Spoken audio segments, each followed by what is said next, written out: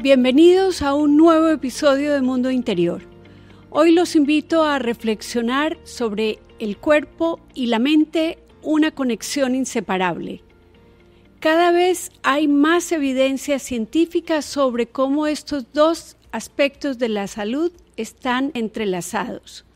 Para conversar sobre este tema he invitado a Valeria Vélez, quien es una mujer que yo admiro profundamente, además llena de fuerza, de energía y de valentía. Quiero contar, pues básicamente que tú eres odontóloga, rehabilitadora oral, técnica dental y ahora tejedora. Exacto. Y en tus talleres, enseñando macramé, he visto que no solamente estás enseñando cómo tejer, sino has encontrado un espacio para muchas personas que puedan hablar de lo que les pasa y desarrollar con la evidencia que pues tú eres una persona que está tratando de armonizar estos dos aspectos, la mente y el cuerpo. Bueno, bienvenida. Eso, primero que todo, muchísimas gracias por haberme invitado, doctora. Realmente Tulia nos volvió a encontrar. Ajá. Para todos los que no saben, la doctora fue mi psicóloga por quizás un año o un poco más. Hace, ¿qué será? 8 años, 10 años, en un momento crítico de mi profesión, me acuerdo, de odontología, y ahora por Tulia nos volvimos a reencontrar. Posterior les contaremos eso. Conversando ya el tema, esto de la mente-cuerpo, digamos que todo comenzó, cuando Tulia comenzó, no me esperaba que iba a poder mostrar la conexión mente-cuerpo. Yo como persona, pues como Valeria, siempre he tenido, y eso hace poquito lo subí, siempre he cuidado de mi cuerpo mucho, porque siempre mi mamá me ha inculcado la salud, como la salud física, entrena, come bien, pero la mente nunca la tuve educada. ¿Ya? La mente yo ahora la tengo determinada como la malcriada, es decir, es aquella que me quiere como desordenar y ponerme en crisis, ¿ya? Y he encontrado, y hace poquito como me definieron un poquito más el significado del corazón, es decir, el corazón es el que te da la intuición, el que te dice, o el alma, yo normalmente digo es como el alma que te dice, por aquí sí, por aquí no, esta persona sí, esta persona no, y yo he encontrado mucho que la parte espiritual o el alma, el corazón, me han dado la energía para poder seguir, ¿ya? Entonces, hablando un poco de por qué yo ahorita soy un referente mente-cuerpo, ¿ya? Haciendo una recopilación pequeña para que la gente entienda por qué estoy con pañuelo, por qué estamos hablando de mente-cuerpo y por qué, digamos que yo siento que me han escogido para yo poder demostrarle a la gente que esto es real y que uno no tiene que pasársela tan mal. Yo hace 2 años tuve cáncer del útero, me lo diagnosticaron súper tarde porque yo quedé embarazada cuando esto comenzó. O sea, cuando este cáncer comenzó, yo quedo embarazada, pasa los 9 meses de mi hija dentro, pasa 1 año de lactancia y yo decido ir a tener mi segundo hijo o hacerme un chequeo porque comencé a tener secreciones que no eran usuales, pero inoloras. Entonces dije, aquí hay algo raro y me detectan pues el cáncer del útero. Todo eso fue un proceso corto, me hicieron una histerectomía radical en Medellín y todo fue muy bien. Pero algo que yo no tenía en cuenta, yo seguía cuidando mi cuerpo, seguía cuidando no tanto la manera de comer, yo siempre he comido súper sano, pero no había hecho ciertos ajustes, pero mi mente seguía engreída, desordenada. Ella hacía conmigo lo que le daba la gana. Sin la conciencia de cómo estaba funcionando. O sea, digamos que yo meditaba, pero siempre las cosas externas me llegaban a afectar, al punto que hay algo muy importante que es el sistema nervioso. Yo me enloquecía por cualquier cosa, es decir, algo de mi hija y yo no sabía cómo manejarlo. Y este es el punto importante, que yo sé que los médicos, y yo lo respeto mucho, los médicos consideran que esto es simplemente algo médico que pasó. Yo lo veo de una manera diferente, porque yo sé cuándo pasó y qué pasó en mi cuerpo, y eso es algo muy importante de uno conocer el cuerpo de uno. Estás tocando un aspecto que yo lo quiero reforzar con la evidencia científica. Decía, esto no es un tema de de la posición de Lucy o la de Valeria, sino que hay mucha investigación que respalda los datos tan temprano como en 1950 o alrededor de esa década. Empezó a verse un tema que al principio fue epidemiológico, es decir, la gente que estudia la epidemiología se da cuenta qué tipo de enfermedades se están presentando en poblaciones particulares y encontraron que gente muy joven, particularmente hombres jóvenes de 35, 40 años, estaban teniendo la misma frecuencia de infarto del miocardio que los señores de más de 70 años. Y los investigadores inicialmente fueron los cardiólogos que estaban atendiendo, que se dieron cuenta de esto, como normalmente sucede en la ciencia. Alguien observa algo y se hace una pregunta. Y la pregunta que se hicieron era qué tenía que ver la personalidad de estos individuos con el riesgo. Y encontraron que había un tipo de personalidad, se describe en la literatura como personalidad tipo A, que son personas normalmente con urgencia de tiempo. Pensemos en los que trabajan en la Bolsa de Nueva York, personas con urgencia de tiempo que tienen que estar activos en la mitad de la noche o en la mitad del día, que no tienen tiempo para nada, que quieren tener todo bajo control y que presentan una cierta hostilidad o agresividad que les permite ser muy competitivos en su trabajo. Y eso pues correlacionaba altísimamente con estrés. Lo interesante es que a estas personas que ya les había dado el infarto les enseñaron a manejar mejor sus emociones y tuvieron un mejor resultado posterior a su infarto que aquellos que no habían recibido ninguna intervención sobre aspectos emocionales. Y pasó otra década y, de nuevo, la ciencia es divina porque se hace preguntas y entonces alguien dijo, a ver, y en las mujeres estamos viendo un aumento de cáncer. ¿Y qué pasa? ¿Cuáles son esas variables de personalidad que están detrás de las mujeres que sufren cáncer? Y se encontraron con que eran personas que estaban como con sus emociones muy reprimidas, que le daban mucho gusto a los demás, que casi que no se daban el espacio para reconocer que estaban enojadas o evitando el conflicto por encima de todas las cosas, y esto afectaba el funcionamiento del sistema inmunológico. Entonces, no me cabe duda que hay una relación. Lo que pasa es que a la mayoría de los médicos no los forman con la parte psicológica incluida y viceversa. A muchos psicólogos no nos forman bien para darle esta importancia a la parte médica y cómo las emociones y el manejo de ellas puede estar teniendo un impacto sobre la salud. Con esto solo mostrar que tú fuiste dándote cuenta de que además de atender tu salud física, debías empezar a cuidar la parte emocional. Pero para eso ya había nacido Tulia. Sí, para eso ya había nacido Tulia, y Tulia nació, cuando mi hija nace, yo realmente la parte de la maternidad la tenía como muy anulada en mi vida porque yo quería ser conferencista, incluso me quería ir a vivir a Suiza, o sea, yo tenía otros planes en mi vida. Hasta que llegó la pandemia y le dije a mi esposo, tú y yo así toda la vida tampoco, o sea, tenemos que tener familia porque, o sea, para mí era una aventura, y dije, lancémonos a tener un hijo, a ver. Y yo siempre dije, este es un regalo para mi esposo. Y resultó ser que cuando mi hija nace, o sea, mi hija sale gritando del útero, fue un regalo para mí.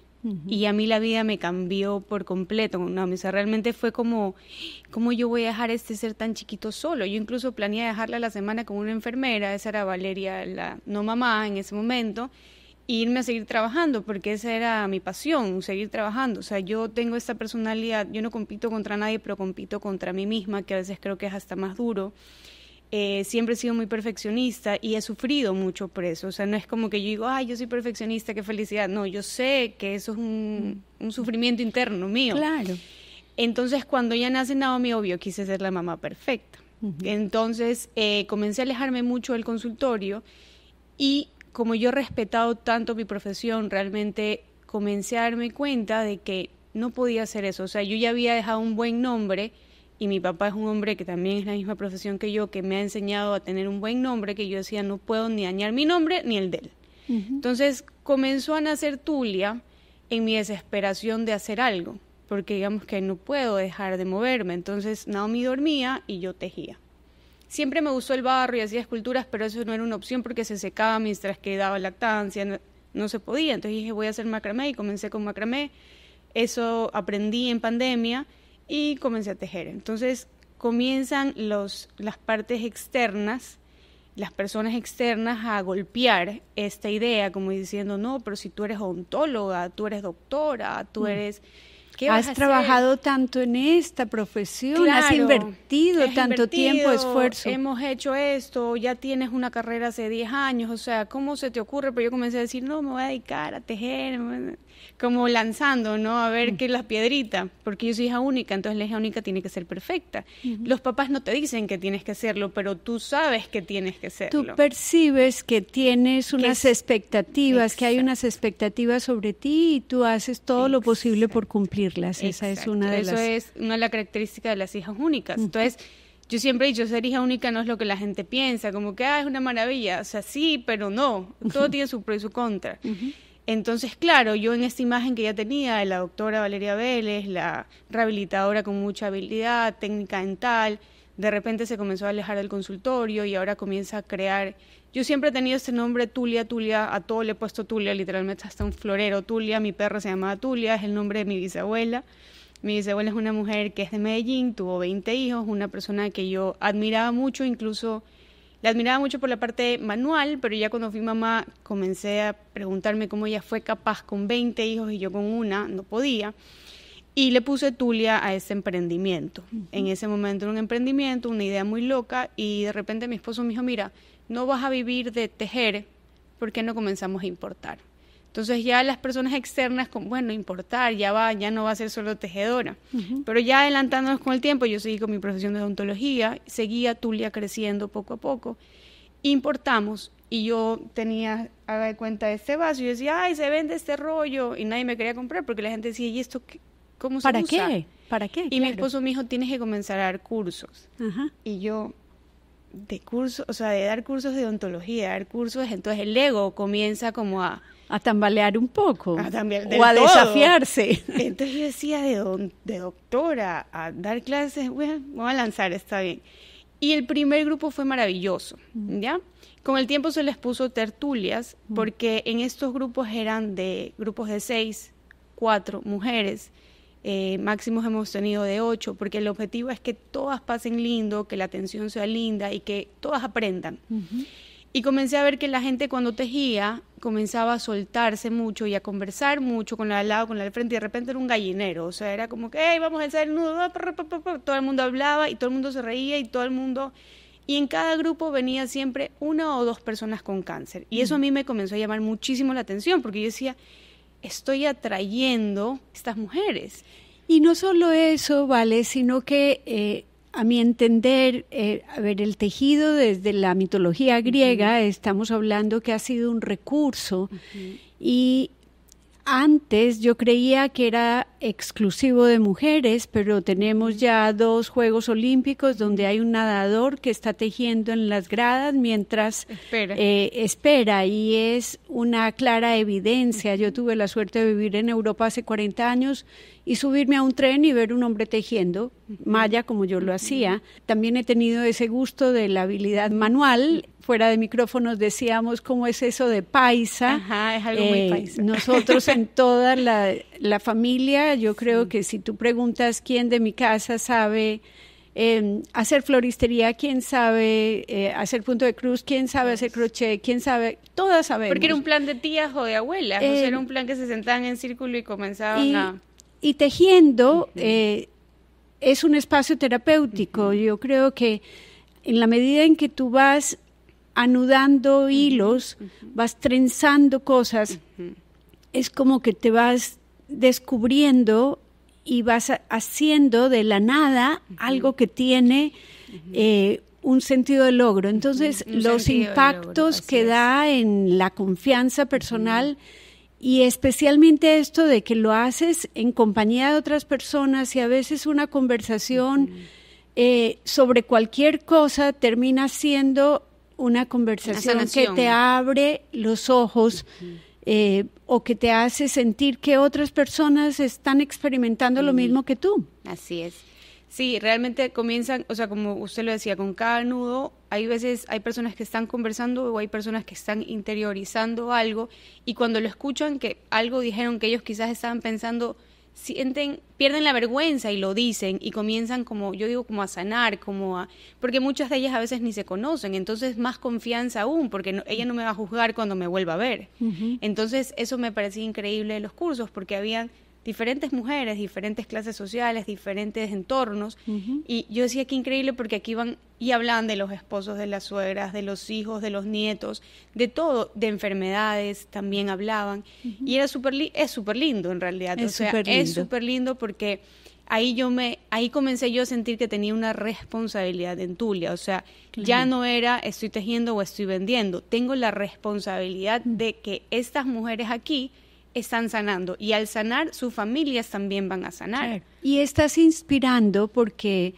quien revisa tus redes para todas las personas, Tulia_EC, pues no solo hablas con una naturalidad increíble sobre lo que te pasa, sino que muestras exactamente lo que es el día a día de tener momentos positivos, llenos de fuerza, de energía, otros días en que estás, como cuando planeamos esta primera conversación, recién saliendo de una quimio, sintiéndote sin fuerzas para tener la conversación que queríamos tener, de modo que haciendo estas acomodaciones que la vida te está obligando a hacer, pero que a las personas también les dicen, a esta comunidad que tú has creado, les dicen que es importante darse el espacio para reconocer cómo estamos y que la vida no es perfecta y que aún así es bella.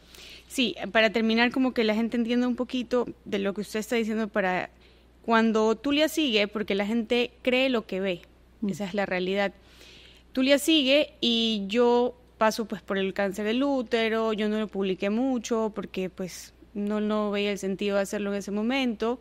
No fue así, o sea, nadie me hubiera creído porque a mí me pusieron una quimio tan leve que a mí no se me cayó el pelo. Entonces realmente, pero yo en ese momento comencé a entender la parte de gratitud. Entonces yo en mis tratamientos de radioterapia o quimioterapia, que fueron 5 quimioterapias en ese momento, muy leves, yo digo que era una baba de quimioterapia, creé unos documentos que los imprimí en febrero. Yo en enero fui a Medellín a hacerme mi chequeo, enero de este año, yo estaba perfecta. Mi doctor me dijo, muñeca, estás divina, estás perfecta, interna por fuera, pum, estás ovulando, porque a mí me irradiaron los ovarios, estaba ovulando, yo me propuse que yo iba a ovular y ovulé, tanto que el doctor cuando me estaba escaneando me dice, estás ovulando, y pegamos un grito los dos, no iba a quedar embarazada nunca, pero era la emoción de saber de que yo lo pude volver a hacer, o sea, de que mi cuerpo lo logró. Uh-huh. Y yo es donde digo que hay veces uno cuando está en el colegio o en la universidad piensa que una nota es algo importante, cuando después en la vida hay tantas cosas como mi hijo viene con todos los dedos, qué emoción, viene con todos los dedos, claro. Estoy ovulando, o sea, cosas que son importantes. Claro, realmente. Pero es que uno cambia la perspectiva. Exacto. Y creo en los lentes, digo yo. Sí, y la perspectiva también creo que está muy claro en psicología que nada mejor para ampliar esta mirada que tener situaciones adversas, porque tal vez si no fuera por el cáncer, tal vez si no fuera por la maternidad, o sea, estoy hablando seguiría de las siendo dos yo cosas, la psicorrígida odontóloga que seguía que tenía en una carrera por claro. El logro que no es que esté mal, sino pero no que hubiera impactado o ayudado a personas. Entonces yo creé estas tarjetitas, como le estaba contando, llegué en enero en Medellín, todo perfecto, llego, imprimo mis tarjetas en febrero, las publico, están en Instagram, salgo yo en un columpio diciendo, miren, aquí están las tarjetas, van a estar en un lugar para hacer entrega. A las personas que las necesiten me pidieron muchas partes del mundo, las mandaba por mail. Y de repente termino yo, nadie me paró bola, en verdad era como que, sí, entonces las tarjetas dicen que yo estoy agradecida por poder recibir este tratamiento, por favor, al químico o a la radioterapia, o sea, el rayo, que pase, cuide de mi cuerpo y trabajemos en equipo, ¿ya? O sea, yo con mi mente y con mi comida y mi entrenamiento cuido de mí, pero tú, por favor, pues, haz un trabajo selectivo. No masivo, selectivo. Anda lo que tengas que ir. Entonces, esto ya es como trabajando la mente y yo como parte humana cuidando mi cuerpo y mi mente, pues, diciéndole al cuerpo, dándole la orden de que todo está bien y que esto externo va a entrar a trabajar bien. Y, bueno, nunca nadie le prestó atención hasta que me tuvo que pasar esta situación. Yo digo que yo mismo me creé esta situación y ahí es donde usted inició hablando, y es que a mí me salió un ganglio aquí. Y yo digo que mi cuerpo me cuida tanto y fue como que me avisó. Normalmente estos ganglios aparecen cuando ya esto está en todo el cuerpo. Entonces yo estaba tomándome un café y de repente sentí como que si la clavícula se me había salido y era el ganglio. Y aparecí yo en este lugar con mis tarjetitas, como diciendo, bueno, aquí estoy, comienza pues ya el tratamiento. Hablando un poquito de lo que queríamos hablar antes, de cómo uno toma un diagnóstico como este, yo creo que es como cualquier cosa en la vida. Yo a veces digo, un divorcio puede para una persona ser nefasto, la muerte de un hijo yo creo que para cualquier persona puede ser nefasta, pero es la actitud o darte el permiso hasta cuándo tú te permites sentir, porque también considero que no es sano no sentir nada. No es que yo voy a decir que recibí la noticia y yo, ay, sí, maravilloso, vámonos. No. No, esto ha sido el resultado No fue así. de todo, de muchos días, de luchar interiormente con tener el diagnóstico. Y cuando a mí me salió, lo primero, como hija única, quizás perfeccionista, fue ver y decir, ¿qué hice yo para que esto sucediera? Yo tenía un problema, es que yo no sabía perdonarme, ¿ya? Y esto es algo súper importante, uno saber perdonarse por todo aquello que uno no supo hacer, o creer que lo hizo mal, o que te quedan las dudas, como que ¿será que yo en esta ocasión actué bien o no actué bien? ¿Será que a mi papá le contesté como era? Y comienzas a tirarte ciertas culpas o responsabilidades que no son tuyas. Entonces, ¿por qué yo considero que me pasó esto? Y esto yo no lo he hablado ni en Tulia, es porque yo quise, en enero yo decido retirarme del consultorio sin decirle a mi papá, no porque mi papá me iba a decir algo, sino porque yo he trabajado toda la vida con mi papá, he viajado toda la vida con mi papá, y para mí era como terminar una relación muy cercana, y era difícil, era como, yo cómo le digo de que me voy a retirar. Entonces todo esto comenzó por las noches a carcomerme, y aparte yo tenía que demostrar, porque uno como hijo quiere demostrarle a sus padres de que lo que uno está haciendo está bien, o sea, demostrar de que esto sí funciona y sí va a darme para vivir, porque normalmente uno dice, arte, tejedora. Yo tenía pacientes que me decían, doctora, pero no se me va a ir a tejer, y el ego a mí, yo decía, claro, ¿cómo me voy a ir de doctora? O sea, me afectaba. Y eso le pasa a mucha gente. Estoy segura que mucha gente dice, no, pues yo soy de esta profesión, ya me metí en esto, pero ahora después de 20 años me quiero retirar porque la presión es tanta, o me quiero dedicar a mi hija, que no lo voy a hacer, porque el qué dirán. ¿Qué dirán? Entonces yo llegué a un punto en que el qué dirán, dije, me voy a lanzar. Y no solo es la pelea con el qué dirán, sino contigo misma, como bien señalas, eso es lo que hay que perdonar, es como... de la única manera que yo tengo valor es siendo la doctora reconocida. Exacto. O yo tengo valor siendo tejedora. O siendo lo que sea. O siendo Valeria, o sea, siendo yo, o sea, siendo un ser. Entonces, eso que usted acaba de decir es súper importante porque lo he pensado bastantes veces, porque cuando ya tomé esta decisión y yo no me sé perdonar, me comienzo a cuestionar muchas cosas y comienzo a meterme mucha presión para que esta empresa, que la convertí en una empresa, me facture, para que yo diga... todo está bien, ¿ya? Poder decir, ya, el consultorio se puede dejar porque esto me está dando y voy a continuar. Entonces, en ese afán, yo me meto en un estrés que yo no alcanzaba ni a respirar. Y mi esposo me decía, oye, tranquila. Yo le decía, es que tengo que poder demostrarme y demostrar de que esto, ni siquiera la gente externa de Tulia, sino a mis papás, como que esto sí funciona. Más a mi mamá. Mi papá era como que ella misma va a regresar. O sea... Y ¡pum!, me sale el ganglio.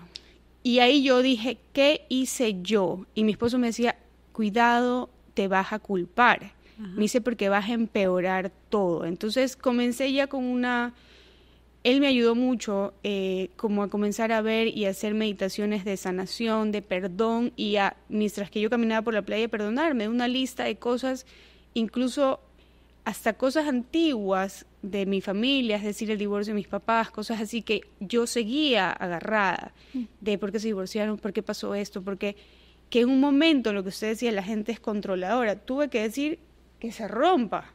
Porque yo ya no lo voy a agarrar más. Claro, y como que eso quema. Estoy queriendo, como estoy con el mundo en mis manos, y esto pesa muchísimo. Pesa muchísimo. Mucho, y eso sí es algo que yo invito a la gente, es que se perdone, sepa que un título, es decir, de ser doctora, lo que decía la doctora ahorita, no soy yo. Esa es mi profesión. No es que yo soy la doctora Valeria Vélez y por eso me tienen que respetar. Y después uno piensa, y para mí mi pelo negro, hermoso, largo, era mi identidad. Y cuando yo me enfrento a que ese pelo hermoso, negro, largo se va a ir, fue como, ¿qué voy a hacer? O sea, ya no voy a ser Valeria Vélez tampoco. O sea, ya no soy ni la doctora, ni tengo el pelo negro que identifica a Valeria Vélez. Y ahora yo me la tomé, o sea, dije, ok. O sea, lo cogí y dije, me rapa. Lo abracé. Sí, dije, está bien, y me lo tengo que disfrutar, como cualquier cosa en la vida. Entonces dije, lo tengo que disfrutar y rápame. Le dije a mi esposo, rápame. Ahí fue un poquito con mi hija, pues mi hija amaba mi pelo negro, y fue más como por ella, ver cómo guiarla para que ella no se impactara. Y me puse mis pañuelos, y yo feliz con mis pañuelos, y comencé a darme cuenta que no soy ni la doctora, ni soy el pelo negro, ni soy yo. Soy yo. Y soy yo la suma de todas estas vivencias y la manera como estoy encarando estas vivencias, que además te debe dar como un sentido y un propósito. Ya no, ya Tulia dejó de ser un espacio para enseñar a tejer, ya es para crear una comunidad que le abre también estos espacios de sanación, y que puede ver en tu vida y en tu testimonio a alguien que la inspire para decir, bueno, ¿por qué no? Porque no, sí se puede, sí se puede, y esto es tan real como la quimio que recibes. Así es, eso es algo súper importante. O sea, hay personas que hacen este tipo de tratamiento sin quimio. Yo sí respeto muchísimo la medicina, o sea, considero que todos los investigadores, todas las personas que están detrás de esto, pues tienen un motivo de ser. Entonces, lo que yo hago es combinar la quimio, o sea, la parte médica, con la parte mía, porque también hay muchas personas que entran en cualquier enfermedad, no solo en esta, y se vuelven víctimas. Y es porque a mí, ayúdame, a mí me tocó, entonces tú me tienes que ayudar. Entonces, yo he encontrado, porque yo internamente quería ayudar, así como lo que usted está haciendo, querer ayudar a más, porque a veces mucha gente necesita escuchar ciertas y uno no cosas, se alcanza en el consultorio, no alcanza. Así es, es que usted es muy reconocida. Entonces, ahora me he prestado a poder que hay gente que necesite ver lo que yo estoy viviendo para que vean que ellos también lo pueden hacer. O sea, también es como una cosa más en la vida, porque uno no se puede echar a acostarse, uno no puede echar a llorarse, porque así no solucionas nada. Y hay algo que uno tiene que cuidar mucho, que es el sistema inmune. Entonces, si tú te deprimes, si tú te depresionas, si tú te pones mucho estrés, porque dices, ahora yo tengo esto, y ahora qué voy a hacer, y el sistema inmunológico se va a ir para abajo.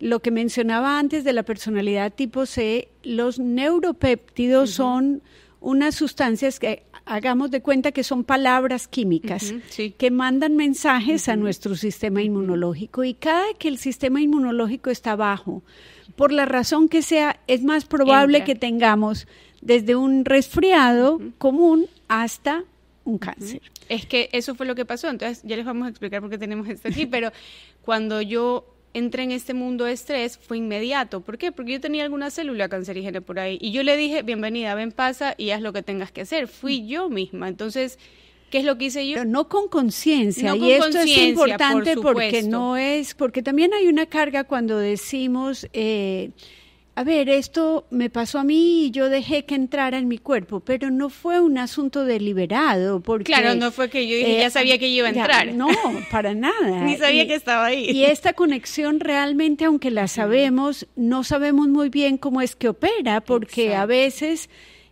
Tal vez has tenido otros momentos de estrés en tu vida, o cualquier persona que esté atravesando por una situación así, tal vez mira para atrás, y esta es una consulta que a menudo me hacen mis pacientes, y es, a ver, Lucy, yo tal vez hace 20 años, si pongo en la mesa todo lo que me estaba pasando hace 20 años, era mucho mayor y era mucho peor.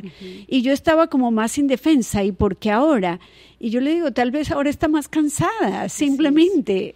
O no descansa ni siquiera en la noche por seguir pensando en lo mismo. Sí, como reconocer que es a uno al que le está pasando, que hay un papel en nuestra personalidad. Hay algunas personas que sus emociones como que les permiten como tener unas reservas más tranquilas, y hay otras personas que como que se ponen en cuenta roja a cada rato por esta cantidad de emociones tan intensas y que no son capaces de procesarlas, porque lo que estamos diciendo, eso, de procesarlas, lo que estamos diciendo no es que uno no tenga emociones negativas, para nada, o que andes por la vida negando la realidad de lo que te está pasando, tampoco es entender que sí, que la actitud que tengas y tu manera de manejar tus emociones va a marcar una diferencia. Una diferencia. Entonces, bueno, esto se los ponemos así gráficos para que puedan como entender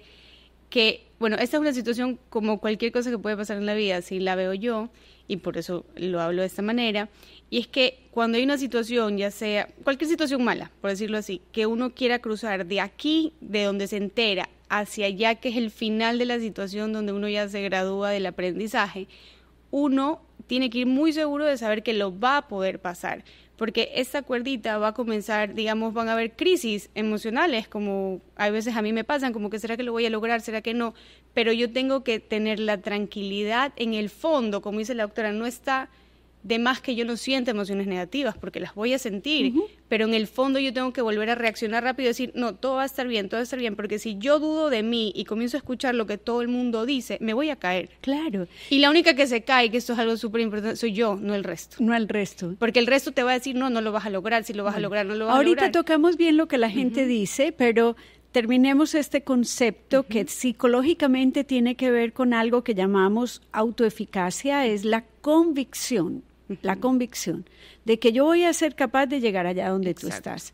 Porque ese es el objetivo. El objetivo es lograrlo. Y yo, mientras más camine por esta cuerda, aunque a veces tambalee, confiando en que sí lo voy a lograr, y cada vez estoy un paso más cerca,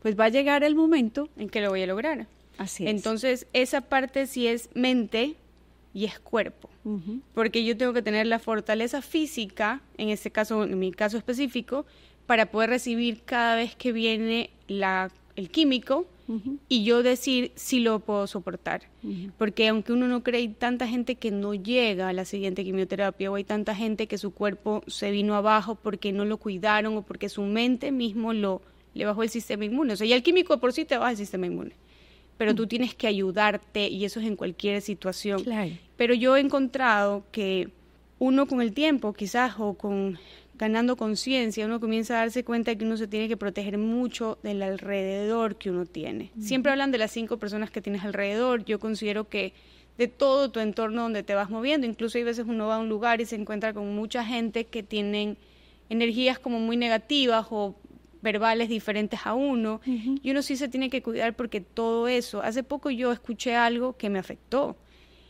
y mi esposo me decía, ¿qué te pasa? Y yo le dije, una persona se me metió a la cabeza. Entonces Javier me decía, pero tienes que sacarte, y le dije, sí, yo soy de las que tengo que sentir el sentimiento, o sea, tengo que tener mi proceso y después lo dejo ir. Claro. Antes me demoraba un mes, ahorita me demoro un día o una hora, dependiendo de lo que sea. El solo hecho de lo que estás diciendo lo quiero reivindicar también como una estrategia terapéutica en todo sentido, porque cuando yo me bajoneo emocionalmente porque alguien me dijo algo y no estoy batallando con una enfermedad, igual es muy útil que yo reconozca que es que alguien se me metió en la cabeza, y si tienes una persona a quien decirle, terapeuta, esposo, amiga, incluso vale decírselo a una compañera de clase, no hay que, es decir, quiero señalar es que a cualquier persona a quien tú le expreses eso, ya te va a hacer que la carga sea menor que si la dejas en tu cabeza solamente. Pero darte cuenta que alguien se te metió en la cabeza, que el comentario que una persona hizo permeó de alguna forma tu fortaleza en ese momento. Y la puso a tambalear, entonces hay que darse cuenta. Y hay que permitirse, porque yo digo que es inhumano ser perfecto, es inhumano. Entonces, cuando yo dije se me metió, o cuando a mí me dieron el diagnóstico, el diagnóstico me demoré unos 3-4 días en recuperarme. Yo lloraba como María Magdalena, yo no tengo vergüenza de llorar en ninguna parte, yo voy y lloro, pero mi hija comenzó a decir, algo está pasando. Entonces yo le dije a mi esposo, nos damos unos días, porque es normal, y nos recuperamos, y arrancamos, y no es que no está pasando nada, sí está pasando, pero estamos actuando sobre eso, y eso es lo mismo con las emociones, o sea, hay que tener mucho cuidado quién se te mete en la cabeza y quién permites escuchar. Entonces yo ahora sí soy mucho más celosa con eso. Más que decir quién fue que se te metió en la cabeza, porque no es una curiosidad en esa dirección, sino en tu experiencia, ¿qué tipo de mensajes, por ejemplo, se te meten en la cabeza para hacerte tambalear y qué otros mensajes de pronto te llenan de fuerza y de ánimo? Mensajes que me pongan a tambalear en esa situación son los médicos.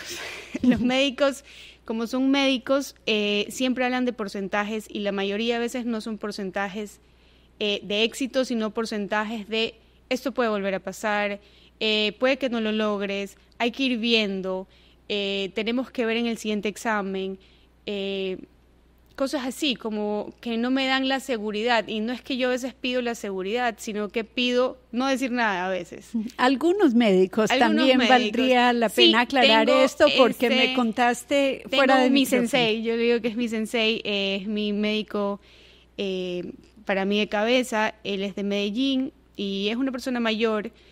Y yo siempre me le quiero pegar a la energía de él en ese sentido. Digamos que él es médico, pero tiene su parte espiritual, porque todos los médicos no lo hacen con mala fe, simplemente son médicos. Y eso yo lo entiendo, pero hay veces no lo entiendo. Y cuando yo no lo entiendo, se me meten a la cabeza.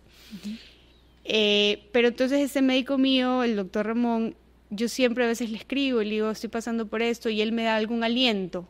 Así sea, muñeca, se te ve linda con el pañuelo, yo ya me voy feliz. Entonces, cuando a mí él me dio la noticia de que me tenían que hacer quimioterapia y radioterapia, y para mí esto todo era nuevo, obviamente yo le pregunté a él súper inocente, como que, ¿qué me va a pasar? Y él me dijo, nada, te vas a curar. Entonces, es diferente a decir, nada, el proceso es todo esto, a decirme, te vas a curar. Puede que yo no me iba a curar, pero él ya me dijo que me voy a curar, entonces yo me voy con que yo me voy a curar. Y esa semilla que él mete en mí es súper importante. Claro, marca la diferencia. Yo digo que uno en Medellín se muere, pero se muere feliz, porque es que te van diciendo cosas tan positivas que no se comprometen, porque yo sé que los médicos no se pueden comprometer. Claro, y no te van a dar una falsa ilusión. No te van a decir, ay, vas a vivir 20 años, yo te lo aseguro, no. Pero no, vamos al proceso, pero vas a ir súper bien. Entonces ya la persona se va con que yo me voy a ir súper bien, me va a ir bien, y también depende de la persona, ¿no? Ya te dejan, es como que te pruebes una ropa y te digan, ay no, se te ve súper bien, mira, si te arreglas aquí y aquí, se te va a ver fenomenal. No te están diciendo nada malo, simplemente te dan un cumplido. Entonces ese tipo de cosas para mí son súper importantes, y yo siempre he pensado que uno no tiene que buscar motivación en la gente de afuera, sino en uno mismo, porque no siempre vas a tener a esta persona que te motive. En términos de motivación, se sabe que hay unos factores que son externos y que contribuyen. Contribuyen, pero internos sin duda son los que te hacen hasta pasar lo que tú creías que no ibas a poder. A veces las actitudes sí marcan una diferencia, y lo que tratamos de mostrar en esta conversación, y un poco como que el mensaje que me gustaría que todo el mundo se quede con ella, no es que con la actitud te vas a sanarte, y que si tienes una enfermedad y no logras salir adelante de ella es porque no hiciste lo suficiente. No, lejos de ser ese el mensaje, es al revés. Es que tu curso de enfermedad puede marcar una diferencia la actitud que tú establezcas y cómo esta aceptación y este trabajo sobre tus emociones puede incluso llevarte a una recuperación en contra de los pronósticos médicos. Exacto, eso es así. Y para las personas que son como ese caso, mamá, o como mi caso, yo digo que uno no tiene que tener motivación externa, pero para las mamás es inevitable que el hijo de uno no sea una motivación. Incluso le contaba a la doctora que hace poco que me dio una gripe después de la 4ª quimio, que realmente ya fue inhumano pararme. Ella fue a sacarme y me decía, mamita, vamos a jugar. Y es como que es imposible que tú le digas a tu hijo que no, te levantas, o sea, ya sale una fuerza de donde sea y dices, es más, uno de mis motivos, yo le decía al doctor de Medellín, yo no me puedo morir porque yo tengo una bebé. Y cuando yo fui a la consulta con mi oncólogo aquí, que es una maravilla, él me dijo, ¿cómo te puedo ayudar? Y yo, a vivir. O sea, necesito vivir porque tengo una niña de 3 años. O sea, cuando ella tenga 50 me puedo morir en paz porque ya la dejé. Pero por el momento no. Entonces eso te aferra a que tú dices, esto tiene que funcionar y no siendo lo que hablábamos, o sea, sintiendo las emociones, aceptando que son emociones, abrazándolas y diciendo, ok, me tengo que parar y tengo que seguir, porque esa es la realidad de la vida. Así es, así es. Bueno, yo creo que todo lo que nos has compartido hoy, espero para todas las personas que nos escuchan, estoy segura va a ser como un ancla de la cual aferrarse y decir, pues Valeria con su historia me está diciendo que sí es posible, aun cuando yo tenga un cáncer, aun cuando esté atravesando por una quimio y una radio, podemos con nuestras actitudes marcar la diferencia en cuál va a ser la evolución de este tratamiento para seguir viviendo. Así es, y algo que les quiero decir es que yo sé que la palabra cáncer está súper satanizada, es como, me va a dar cáncer, me voy a morir. Y realmente no es así, o sea, realmente yo creo que es como una prueba personal donde te dan la oportunidad de ver hacia adentro qué cosas tienes que modificar. Que sí, que tienes que pasar por un tratamiento químico y que tu cuerpo va a tener cambios en la maternidad. O sea, cuando uno queda embarazado también tienes 1000 cambios y cuando vas a luz tienes 1000 cambios y el matrimonio tiene cambios. O sea, siempre va a haber cambios, simplemente que son situaciones diferentes. Y tienes la oportunidad de poder sentir tu cuerpo, ayudarte y ver muchas cosas que tienes adentro que quizás no las estás sanando. Y acompañado a los médicos, obviamente, se cura todo esto. Bueno, agradecerte infinitamente por tu colaboración. Claro que sí, muchas gracias por haberme invitado una vez más. Con gusto.